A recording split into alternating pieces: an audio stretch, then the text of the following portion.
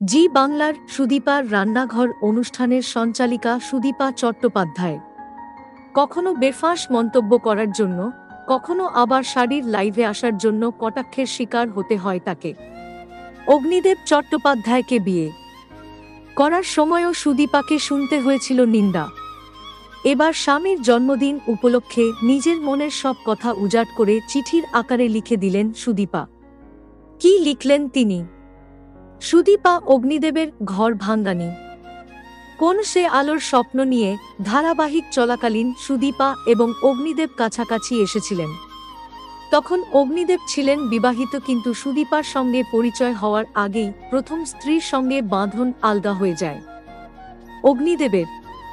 অগ্নিদেবের প্রথম বিয়ে ভাঙার পেছনে সুদীপার কোনো অবদান না থাকা সত্ত্বেও তাকে শুনতে হয়েছে ঘর ভাঙ্গানি কটূক্তি। ৮ বছর সহবাসের পর রেজিস্ট্রি বিয়ে করেন তারা।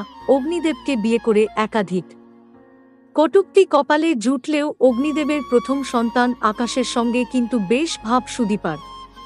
আকাশ যখন বোর্ডিং স্কুলে পড়ে তখন আকাশের বাবার জীবনে এসেছিলেন সুদীপা। ২০১০ সালে অগ্নিদেব এবং সুদীপা ঘরোয়া বিয়ে করেছিলেন এবং প্রায় ৮ বছর সহবাসের পর অবশেষে ২০১৭ সালে রেজিস্ট্রি বিয়ে করেন তারা। প্রথম পক্ষের সন্তানকেও ভীষণ ভালোবাসেন অভিনেত্রী। আজ স্বামী অগ্নিদেব এবং একমাত্র ছেলে আদিদেবকে নিয়ে ভীষণ খুশি অভিনেত্রী। অগ্নিদেবের প্রথম সন্তান তো বটেই, পরিবারের সকলের সঙ্গেই মিলেমিশে থাকেন তিনি। দাদা আকাশ তো ভাই অন্তপ্রাণ। অন্যদিকে আদিদেবও বাবার থেকে বেশি দাদাকেই ভালোবাসে। শ্বশুর বাড়ির সকলকে নিয়ে সুখী ঘরণী সুদীপা। অগ্নিদেবকে পেয়ে তিনি কতটা সুখী তা সম্প্রতি প্রকাশ পেল অভিনেত্রীর পোস্ট করা একটি লেখা দেখে।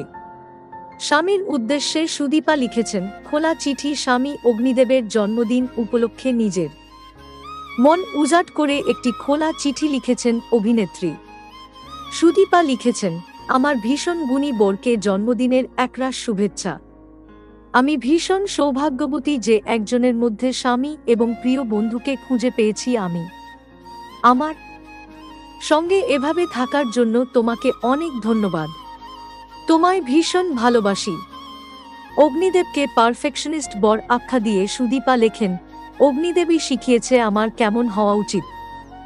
ওই আমায় শিখিয়েছে আমার কী ধরনের পোশাক পরা উচিত। ওই আমায় শিখিয়েছে আমার ব্যবহার কেমন হওয়া উচিত। শিখিয়েছে কিভাবে শোবো, খাবো, প্রার্থনা করব।